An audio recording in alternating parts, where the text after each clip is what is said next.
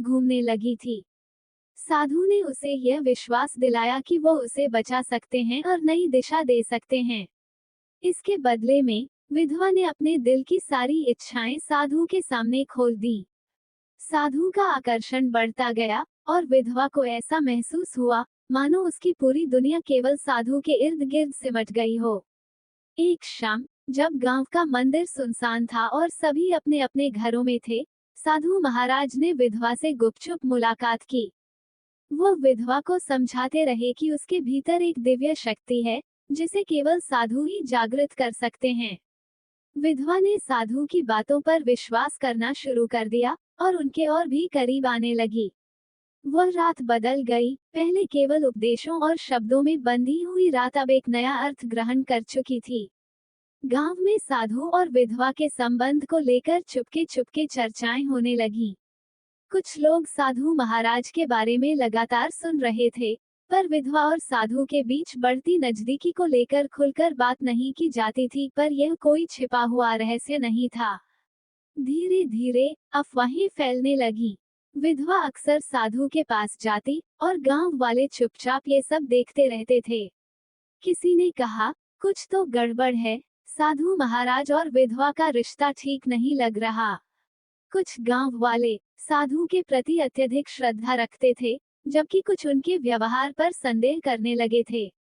एक दिन गांव के कुछ युवाओं ने विधवा और साधु को एक साथ देखा और तुरंत यह बात पंचायत तक पहुंचा दी। उन्होंने बताया कि विधवा और साधु के बीच कुछ अजीब सा रिश्ता बन रहा है। जैसे ही यह खबर फैलने लगी, पूरा गांव हलचल में आ गया। गांव के बुजुर्गों ने एक पंचायत बुलाई और सब ने ये चर्चा करने का निर्णय लिया कि क्या यह मामला सच्चाई पर आधारित है या केवल अफवाहें हैं। पंचायत के सदस्यों ने मिलकर इस मुद्दे पर विचार किया। गांव में साधु और विधवा के बीच बढ़ते रिश्ते को लेकर फैल रही अफवाहें अब सच्चाई के करीब पहुंचने लगी थीं। कई गांव वाले इस बात से परेशान हो गए, पर किसी में भी इसे खुलकर सामने लाने की हिम्मत नहीं थी। एक दिन जब विधवा मंदिर से लौट रही थी, तो एक युवक ने देखा कि साधु महाराज के उपदेशों से प्रभावित वो युवक अब समझने लगा था कि साधु के व्यवहार में कुछ गड़बड़ है। चंद्रपाल ने ये दृश्य देखा जब विधवा साधु के पास गई और दोनों के बीच अत्यंत व्यक्तिगत बातें होती नजर आई। चंद्रपाल चुपचाप सब देख रहा था और उसे अब पूरा यकीन हो गया था कि कुछ तो गलत है। उसने तुरंत यह बात गांव के अन्य लोगों को बता दी और जैसे ही यह खबर फैल गई, गांव में फिर से हलचल मच गई। एक दिन गांव के एक बुजुर्ग ने विधवा से पूछा, तुम्हारा और साधु महाराज के बीच क्या चल रहा है? विधवा ने अपनी आंखों में आंसू समेटते हुए कहा, मैं जानती हूँ कि मैंने गलत किया है, पर मुझे ये सब समझ नहीं आया।